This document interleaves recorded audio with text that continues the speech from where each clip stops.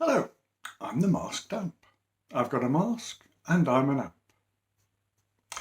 Section 5 of the Mental Health Act is all about hospital holding powers for people who are already hospital inpatients, whether in a psychiatric ward or a general hospital. The relevant subsections are section 5.2 and section 5.4. Section 5.2 is the doctor's holding power. The Code of Practice states that it can be used where the doctor or approved clinician in charge of the treatment of a hospital inpatient concludes that an application for detention under the Act should be made. It authorises the detention of the patient in the hospital for a maximum of 72 hours so that the patient can be assessed with a view to such an application being made.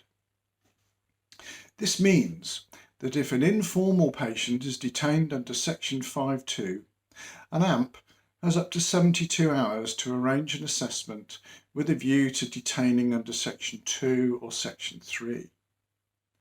Once a decision has been made and an application has been completed for section 2 or 3, the section 5.2 detention ends. This also applies if the decision is made not to detain.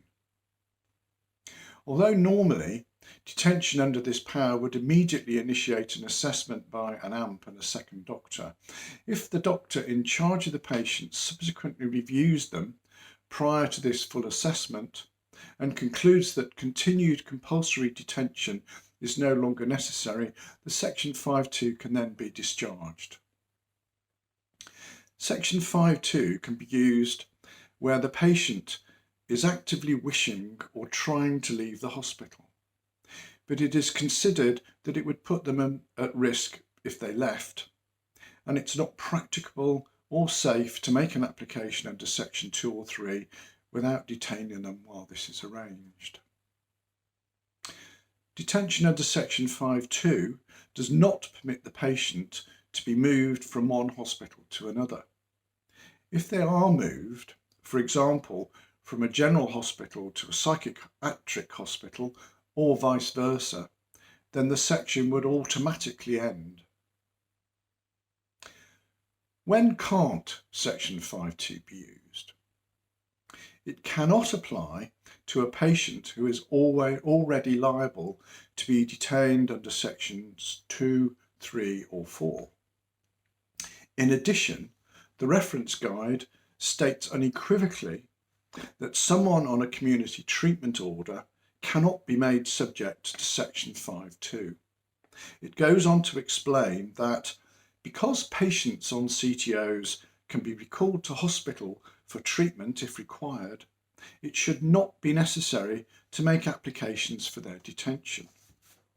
The code confirms that where the person is known to be on a CTO and compulsory admission is indicated, the recall power should be used.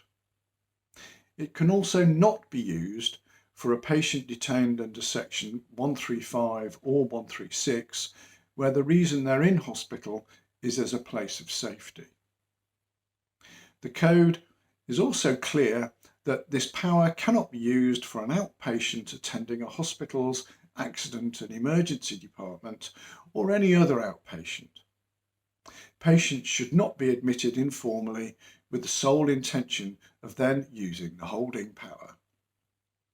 It also states that section 5.2 should not be used as an alternative to making an application, even if it's thought that the patient will only need to be detained for 72 hours or less. Section 5.4 is the nurse's holding power. AMPs really don't get involved with these, as only a section 5.2 would trigger a request for a full assessment under section 2 or 3. It can only apply to a patient who is receiving treatment for mental disorder as an inpatient in a hospital. The code says that this power may be used only where the nurse considers that the patient is suffering from mental disorder to such a degree that it's necessary for for the patient to be immediately prevented from leaving the hospital, either for the patient's health or safety or for the protection of other people, and it's not practicable to secure the attendance of a doctor or approved clinician who can submit a report under section 5.2. It can only be used when the patient is still on the hospital premises. It permits the patient's detention for up to 6 hours or until a doctor can use section 5.2, whichever is less. Neither section 5.2 nor section 5.4 can be renewed once the time limit has expired.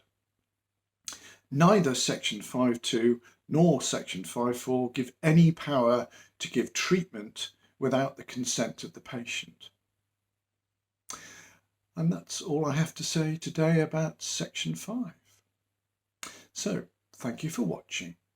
If you find these videos informative or entertaining, please like and subscribe.